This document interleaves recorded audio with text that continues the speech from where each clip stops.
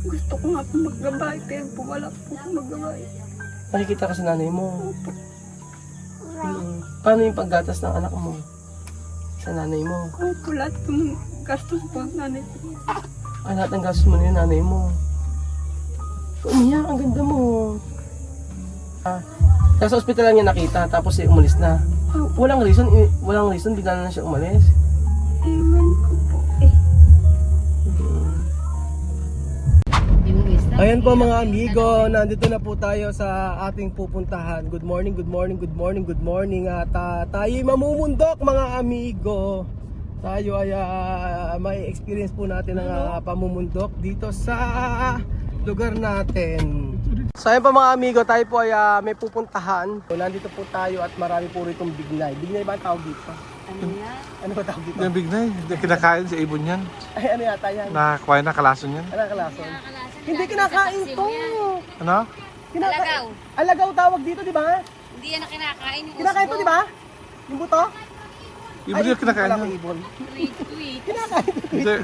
tweet, tweet. Tweety bird. Yung dahon nilalagay sa paksiw. Ayun ba? Papaksiw? Oo. Etong daw na talaga sa paksiw to. Mm-mm.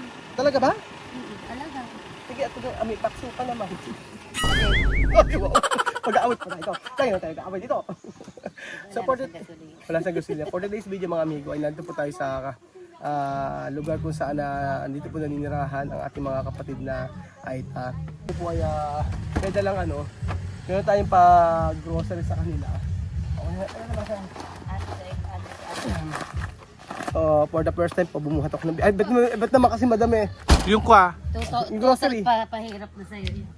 Yan po. So, tayo po ay pumunta. Bedyon. Madam, tara na. Dito. At alam niyo po. Ay, Diyos me.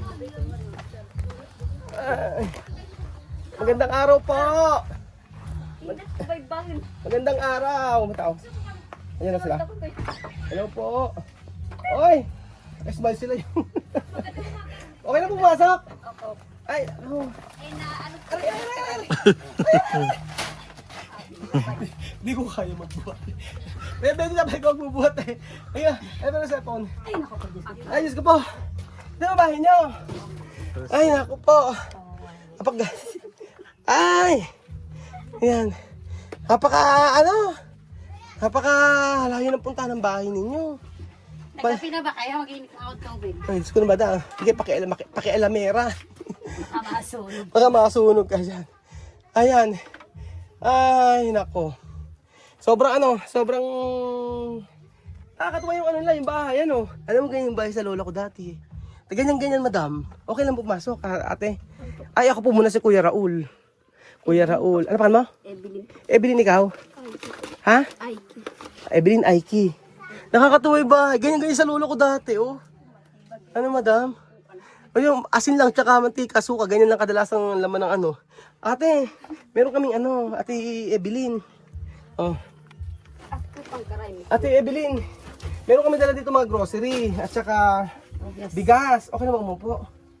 Titibag po ibang Ay, titibag. Dito na lang po ako, Ate Evelyn. Sige po. O, dito tayo. Oo.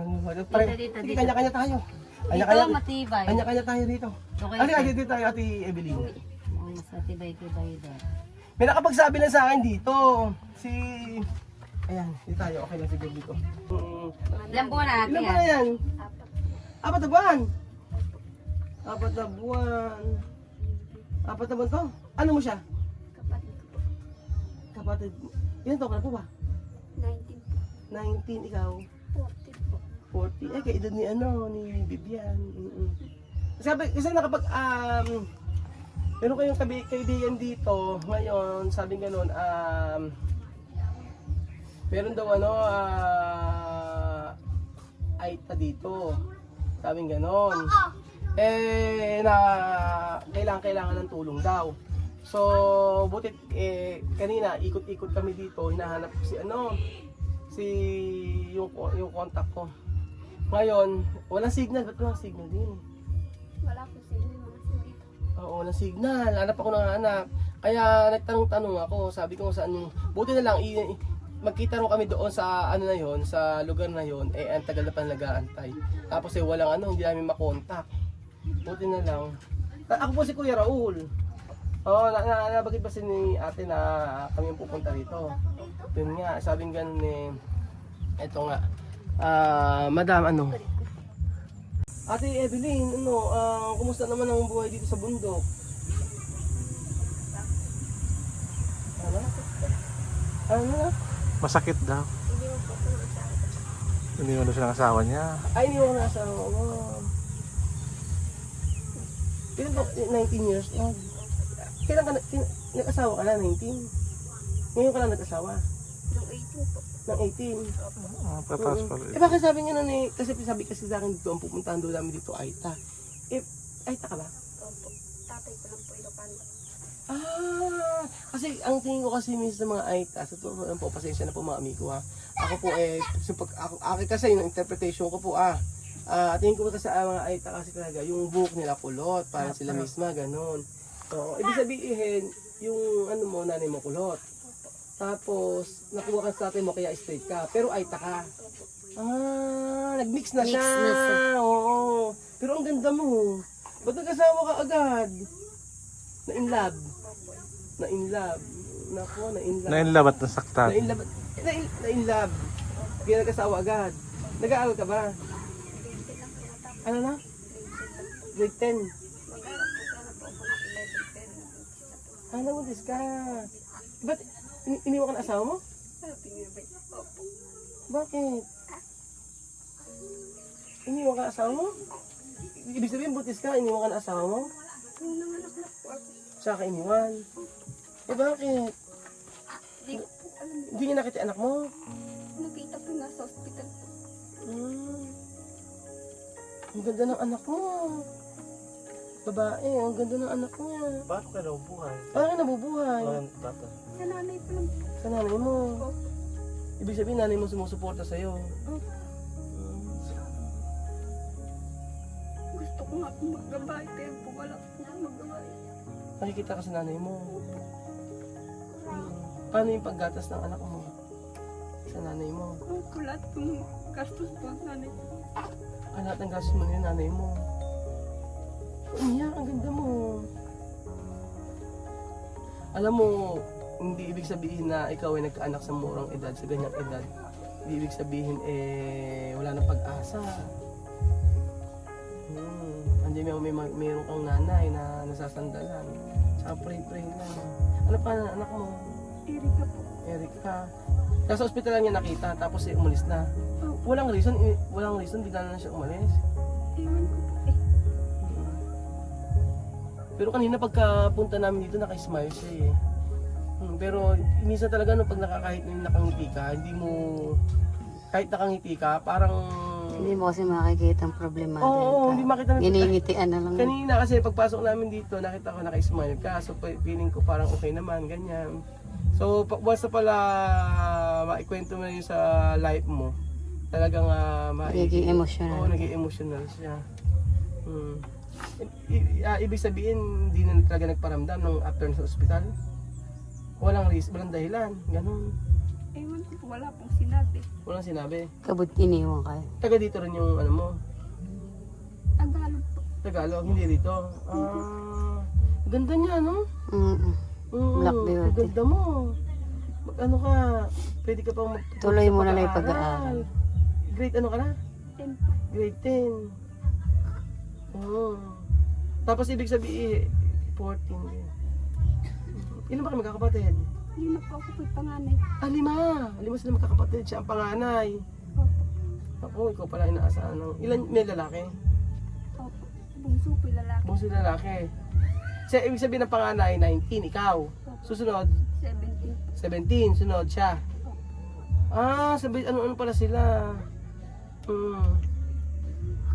Kamusta yung ano mo rito pang araw-araw? Lahat ng pati sa gatas, yung ano. Pero yung anak mo medyo, payat na. Hindi naman nagkakasakit. Hindi. Ba't ka kanina? Parang naging emotional ka? Parang parang naalala mo? Pero yung, syempre yung tatay nito, mahal mo pa syempre, di ba? Hindi na po Hindi na nagparamdam. Iniwanan ka lang bigla. Ibig sabihin, nasa ospital, nanay yung paggumastos. Siya po yung naglabas sa akin. Yung tatay walang ginawa. Sinabi lang po na nanganak na po ako. Kaya po pumunta po yung nanay ko. Siya po yung nag-ayos para po makalabas po ako ng hospital.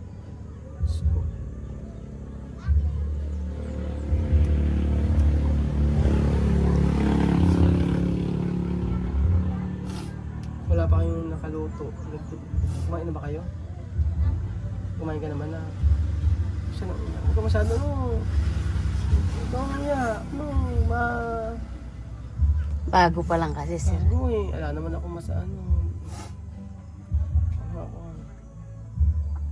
hayaan mo. Gawin mo lang muna inspirasyon yung anak. Oo. Pagpatuloy yung pag-aaral. Ang maganda magpatuloy ka pa sa pag-aaral, di ba? Gawin niyang inspirasyon yung anak niya. Hindi naman porket may anak ay hihinto na yung buhay. Oo. Yan ang magiging lakas mo. Oo. Kaya, alam mo, ngayon kasi sa totoo lang, nasa stage ako ng para akong nade-depress kasi meron akong pamilya na inuwi dito at yung nakikita ko sa future nila kasi inuwi ko sila dito para pag-aralin. Kukwento ko lang sa iyo para malaman mo. Inuwi ko lang sila dito para pag-aralin, para magkaroon ng magandang future pero hindi ito masasakatuparan kasi gusto nilang nanay na umuwi dun sa Africa. So parang ano ko na yung sayang yung lahat ng panahon, yung pagkakataon, yung opportunity, ganun. Kaya sa ngayon, ano rin yung pakiramdam ko, hindi ako okay. Pero sabi ko nga, ang Lord ay may dahilan sa lahat ng nangyayari sa atin. Ako, Evelyn, magpakatatag ka. Alam mo, ngayon na andito ako, madadalas akong pumunta dito. Sabi ko nga ngayon, doon ako na may natutunan ako sa buhay na dapat talaga na sa pagtulong natin kahit ibigay mo yung best mo pero wag kang mag-expect.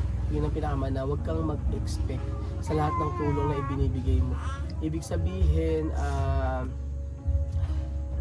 kung ano man yung naibigay mo na tulong, malaki man o maliit, ano pa man yung mga mangyayari in the future, dapat maging handa ka, maging handa tayo. So ako hindi ko na-expect yung nangyari sa akin. Pero sa iyo Ate Evelyn, bata ka pa, pwede ka pa magpatuloy sa pag-aaral. Ang ganda mo. Diba? Para siyang artista sa totoo lang. Oo, para kang artista. Natry mo na bang mag-makeup na ganyan? Hindi ka mahilig sa ganyan. Paano kung pa-makeupan kita? Pa-makeupan kita? Makeover. Para di ka na ma-stress. Ang ganda, no?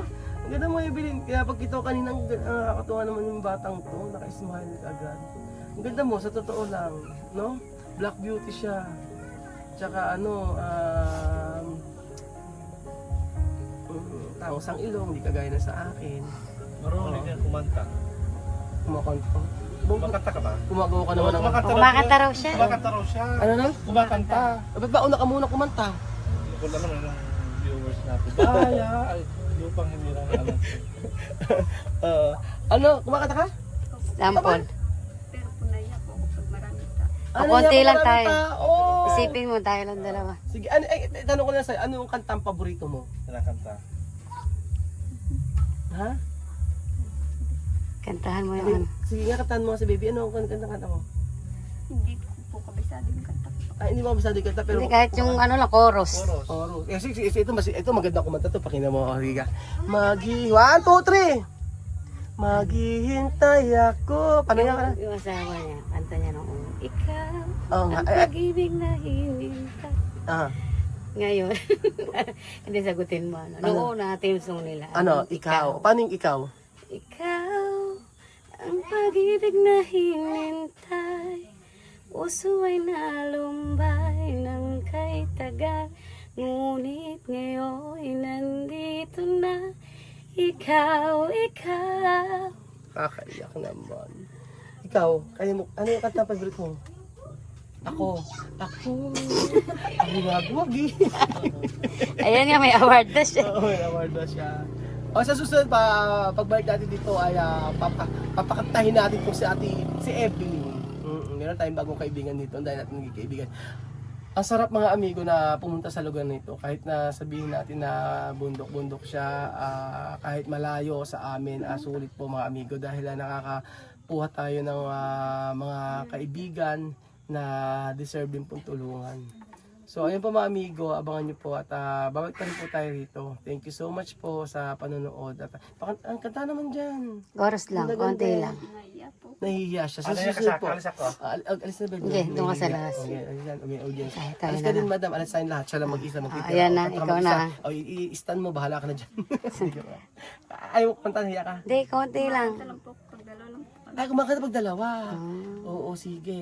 Gawin mo na 5. Gawin mo yan, lima. Tawag natin pilit. Sa susunod, kakatpo yan mga amigo. Para kang diwata. Ganda, no? Gandang babatang to. Diwata sa kabundukan. So ayun pa mga amigo, thank you so much po sa panonood ng video na to. At sa akin po mga amigo, patuloy po tayong tutulong at magbibigay ng inspirasyon sa kapwa natin. So sa akin, sa buhay natin, Evelyn, hindi ako nawawala ng pag-asa sa kanila. Hindi ako nawawala ng pag-asa at huwag ka mawala ng pag-asa. Magiging okay din ang lahat. Maniwala ka sa akin, basta mag-pray ka lagi. At para kay baby, ako, alagaan mo mabuti. Hindi naman hihinto yung buhay Oo, mo kung wala kang asawa. Hindi ka hinto, wala ka mang asawa, iniwanan ka man. May magulang ka May naman. magulang ka, may mga kapatid ka, talo na may bibi ka na pwede mo maging kaagapay hanggang sa maging okay ka na. So ayun po mga amigo, salamat po sa panonood ng video na to at God bless po. God bless.